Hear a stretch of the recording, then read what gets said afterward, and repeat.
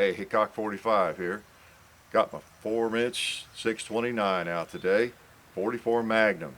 This was Elmer's favorite gun. No, not Elmer Fudd. Elmer Keith. This video will be a tribute to Elmer Keith, who loved the 44 Magnum. And hopefully he's going to help me right here, because I'm going to try to hit a ram at 230 yards with this 4-inch barrel. And it's something I haven't tried really much. So we got him out there at 230. And he will fall over if I hit him, so I can't pretend I've hit him. All right, so here we go. Please, Elmer, help me out. Got to hold the sight up on that baby. About halfway up, front sight, I believe.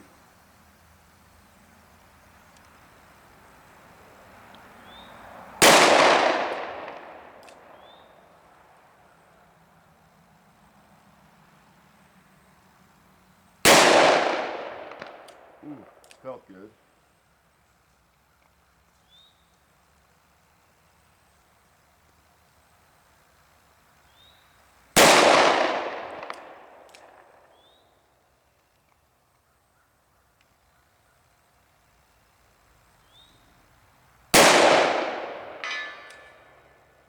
Oh, I got him, but he didn't fall. We'll try again.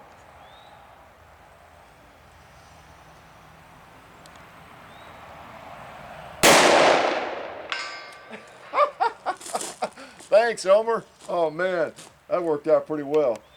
Let me take the last bullet here and hit something close, just so I can clear it. Woo! All right, come on down to the shooting table with me. That makes me feel good. I've been meaning to do a little bit of a tribute to Elmer Keith for a while now. I just haven't done it.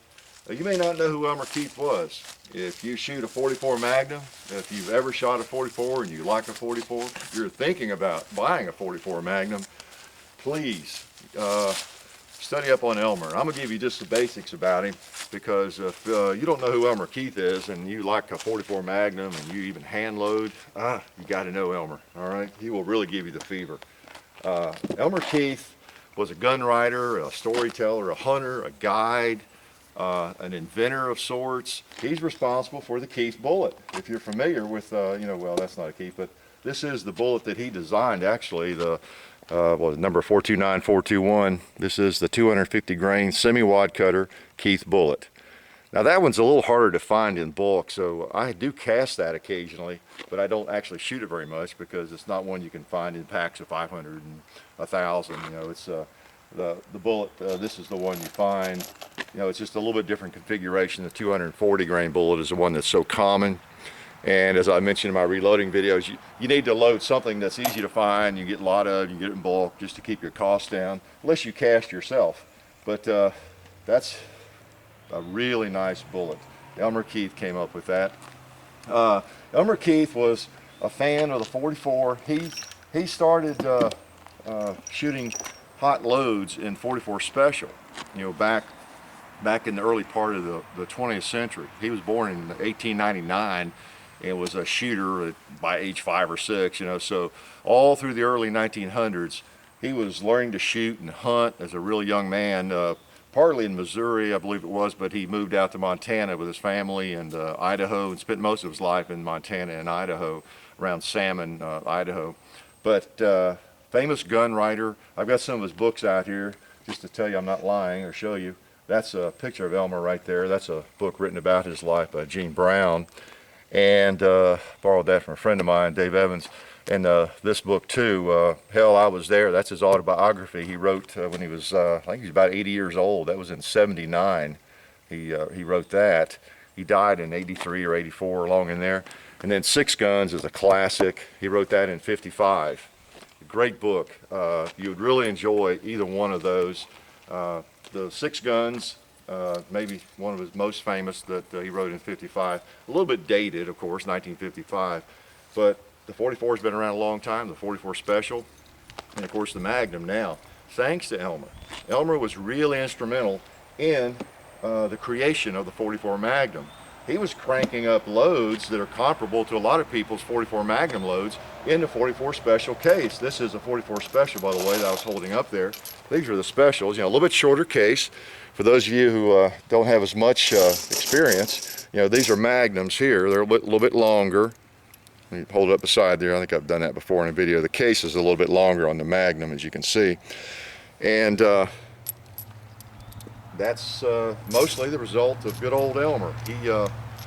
He had been cranking out some hot loads in the 44 Specials and not blowing up guns, really. He may have, but he had a lot of success, even with the old triple lock. He claims he shot these hot loads even in the old early triple lock 44 Specials, which are not really famous for being stout. And he was always after Remington and Smith Wesson to load them, or Remington to load some 44 Specials that were comparable to his. Make them available to everybody. He could pick them up off the shelf and not have to load them himself. So he was always on to Remington for that, trying to get them to do that. Meanwhile, he was loading them up and shooting them and hunting with them. Handgun hunter. He was an avid handgun hunter. He made that, I guess, a legitimate endeavor in a lot of ways because he could really shoot. First and foremost, like Hickok, he was a good shot. He was an excellent shot. Unlike me, he was very intelligent. They say he had a photographic memory almost, and so he was quite a character, storyteller, just a guide. He would take people, you know, on guides, fishing, hunting, out through the West. So he was the real deal, the real deal. So if anybody is interested in learning more about how the 44 evolved, and the 44 Special and some of the cartridges, I really encourage you to read about good old Elmer. Let me take a couple of shots. Again, this is celebrating good old Elmer Keith. Let's put some specials in. When you think of Elmer, you always think of those 44 Special loads. Now, I don't load them up as hot as Elmer did, but because I load my 44 Magnums hot enough, I don't need to do that. So these are my 44 Specials that I enjoy shooting. There's a cowboy.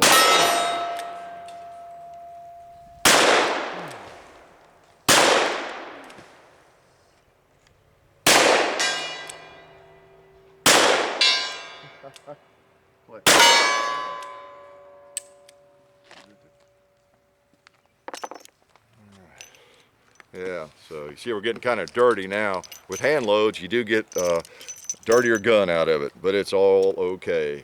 It cleans up just fine. Elmer was an advocate of essentially this gun as being a one-gun battery.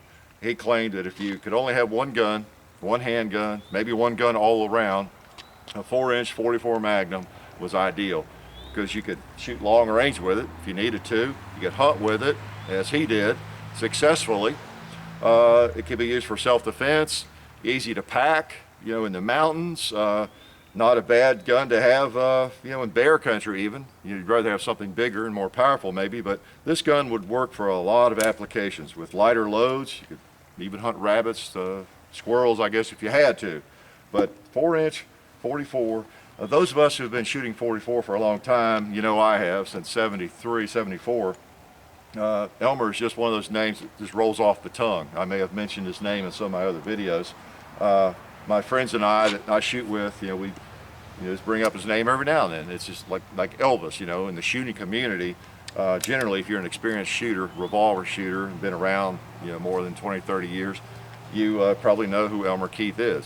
May not, but hopefully this video will help remedy that if you don't. Quite an interesting read.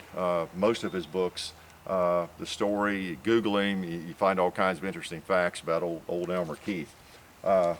And I'm not going to talk for more than 2 minutes without firing some of good old Elmer's favorite rounds, the 44. Let me put those big babies in there.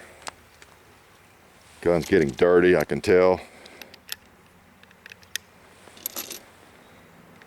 The old 6-shot, model 629.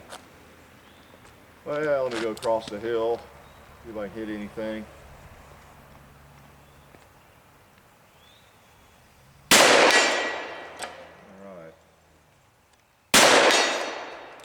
Elmer's with me today. I feel him. I feel the spirit of Elmer. What'd I tell you? Can't miss. Let's go back to the ram, or the gong. Oh. I'm so glad hit that ram. 230 yards. This gun, other than taking a couple of shots before I did the video to see if I could hit it, if I could hit in the neighborhood, and how much I might have to hold the sight up, I just haven't shot this gun at long range. This is an old pinned and recessed Smith. You notice the pin barrel there. That designates that it goes back into the 70s and maybe very early 80s. And then also you have your counter sunk chambers there. So this is an old gun. It's a vintage 1980, maybe 81. They just quit doing that, you know, in the later Smiths. And of course this is the kind of Smith that Elmer would have carried for the most part. The only thing was he preferred a blue gun over the stainless, and he wasn't around too much longer after they started making these in stainless, so he really didn't have time, I guess, to develop much of an affinity for stainless guns like we see most of now in revolvers. But 4-inch, he loved it. He could shoot the short barrels, and I guess maybe that's why one reason I've never been afraid of short barrels. After reading Elmer Keith and his exploits with a 4-inch 44, you know, I got into shooting shorter barrel guns early on, and then that transferred to my experiences with Glocks and everything else. It really just comes down to being able to hold it steady and believing that you can hit something with it, you know, because you got to get past that. You got to suspend your disbelief, basically, you know, with a short barrel. And what I was going to say is, out there at 230 yards with this gun, now my long barreled Smith, I used to do some silhouette shooting with it, and I can crank the rear sight up to the point where I can maintain the same sight picture at 230 yards. That still doesn't make it 100%, you know, hit. I mean, you've still got to hold it steady, and it's essentially just as hard. With this gun, I can't do that as much with a short barrel. So what I was doing was sighting, because I know I'll get that question. I get it a lot on these long-range shots I make. I was leveling up the rear sight with the bottom of the orange is basically what I was doing. Okay, so I was leveling the leaf up, top of it, with the bottom of the orange, and then I was still setting the ram on top of the very top of the sight, if you kind of get an idea what that involves. I explained that kind of in one of my vlogs about how I did it with the Glocks. It's the same thing. You just have to lower the rear sight down a little bit, but you still want to see what you're shooting at. You know, you don't want to hold high. A lot of people think you're holding up way over the animal or something. No, you put the top of the sight on the bottom of the animal, ideally, and then you just bring the rear sight down and line it up with a lower point on the front sight. So that's what I was doing. That's what Elmer did. Elmer had some guns where he actually had like a brass bead inlaid into the front sight, or maybe a couple of them, and he knew what ranges those beads were geared for, you know. So anyway, 4-inch 44. Whew, that's a great gun. Great gun, accurate, and fun to shoot. Fun to load for. Let me show you some 44s here. Just the 44 Magnum is one of the most successful cartridges really of all time. Basically, these are just some factory 44 Remington. There's a common soft point. These things have gotten really expensive, you know, of late, of course. That's a 240 grain bullet. 240 grain is kind of a standard. These are 200 grain bullets from Remington. What else we have here? Oh, these are some nice rounds. These are Garrett cartridges. If you're not familiar with Garrett, he is a specialty loader for really powerful rounds for 44 and 45-70 especially. These are 310 grain bullets, and they are designed for dangerous game, hunting something large basically, or protecting yourself against something large. So you could put these in that gun and go into bear country maybe. These are some old black Talons. These are 250 grain bullets, and they're pretty hot. Those things really smoke. I'm not sure what the velocity is on those things, but one reason I have hung on to those things is they do have some serious power behind them. Like, you know, if you ever were going to hunt wild hogs or something, that wouldn't be a bad round either, right there. That's kind of the story on the bullets, I guess. But let me tell you a little bit about Elmer, since it's kind of a tribute to him. But first, let me take 6 more shots. Elmer in see 53, I guess, is when things started really cranking. He'd been working on Remington and trying to convince them, I think writing letters, I don't know if he talked to them personally, and Smith and Wesson, trying to encourage them. And in his articles, he wrote for a lot of gun magazines. But he talked to Remington. He was invited to go to Camp Perry in 1953, I believe it was, and the head of the NRA asked him to come up there because a lot of people wanted to talk to him. He would have been around 50 or 52 or 3 years old at that time, and 54, I guess, and so he took that opportunity to kind of talk the ear off of the ballistics guy from Remington who was there at that time for that whole week or two, and he worked on him. And then when Camp Perry was over, that was in the fall, I think, the Remington ballistics head invited him to come up to the plant right from Camp Perry, which he did. So he went up there and talked to him about some more. According to Elmer, now this is in his autobiography, and he really tried to get them to build a 44 special cartridge that had some power to it. And they were concerned about some of the early guns, the triple lock 44s, that they wouldn't withstand that, you know. And well, he suggested, according to Elmer, that maybe you could make the case a little bit longer so it wouldn't fit in those guns. And that's kind of where they ended up. He went on up to Smith & Wesson. Well, he told them that if he could get, he asked them, he said, if I can get Smith & Wesson to build a gun that would take that cartridge, will you guys build the cartridge, you know? So they, yeah, probably so, that kind of thing, I believe is the way they left it. He goes up to Smith & Wesson on that same trip and tells them that if they'll build the gun, Remington will build the cartridge, you know, and he thinks they'll build the cartridge and all that. So anyway, it all worked out. Remington went up to Smith & Wesson, they're experts, and they got together, and just in a matter of a few months, Elmer got a 44 Magnum shipped to his door. I think it was the first one.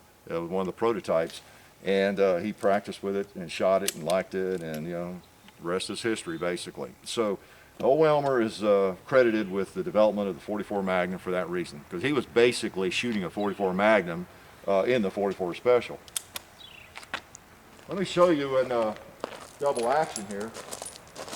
Even though these are really powerful guns, I know they're not a 500 Smith & Wesson. There's all kinds of stuff out there that people have created now, you know, for hunting elephants and blowing down buildings. But again, as I have said in one of my other videos, the 44 Magnum with a stout load in it is really, it's all I want to shoot, put it that way, as far as recoil goes. But you can put some lighter specials in it, and it's really a comfortable gun to shoot. And you can actually get some speed out of it. I don't want to get too close. Maybe I'll pop the cowboy here.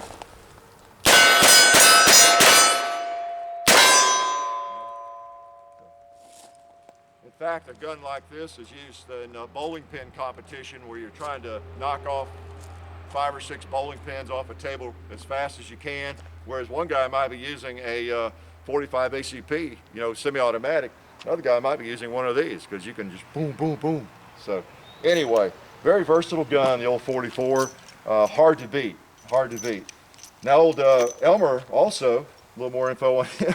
One of the stories I remember reading way back, I think it was in Six Guns. I read that back in 70, I don't know, 4 or 5, whenever. But old Elmer always had one of these on his hip, and he would herd cattle with it out west. He'd go get the cattle, and they'd be way over there on the hill, and he'd need to get them moving this direction. He'd just throw some rounds over there in front of them, and then they would turn the other way. He used this thing as a tool, kind of like I use a shotgun for trimming trees. You know, guns have a purpose. They can be really, really practical. He is, I don't know if it's documented or not, I think it is, that he actually shot an elk at 600 yards with one of these things. But now he admits he took some shots he didn't hit, you know, at 600 yards, but he actually killed an elk at 600 yards with one of these babies. That's probably not advised, you know, you really don't want to be shooting at game at those kinds of ranges. This is back in the day, 1920s, 1930s, people were not as cognizant of that sort of thing. But yeah, he would take shots like that and make some amazing shots. He was really good at long range shooting. So, good old Elmer, he's the reason we have all these nice 44s and such a variety of cartridges available. I brought out a couple of the 44s just because, again, in Elmer's honor, you know, one of the 3-inch 44. Maybe I won't get that one dirty. You've seen me shoot that one anyway. That's a pretty gun. Hate to get it dirty. This one I haven't shot that much. In my rifle, you know, the 44 Marlin.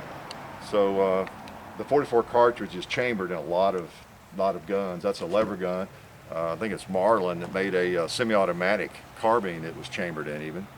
And of course the Desert Eagle is chambered in 44 Magnum, and there's probably some others, you know, I'm not thinking of the Auto Mag that didn't last very long, but there are lots of guns chambered for this caliber.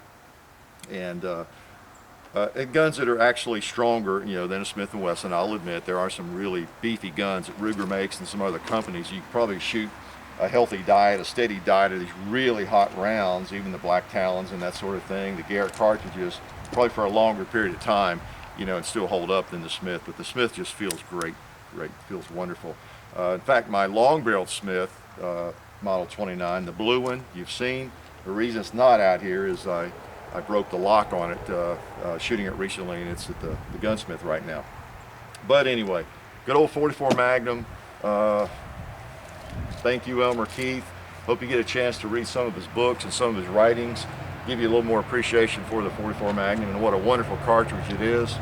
I can't think of any other lies to tell you about Elmer. He probably would have a few to tell you himself if he were here. So I'll just sign off and say, thanks, Elmer. We love you wherever you are. Life is good.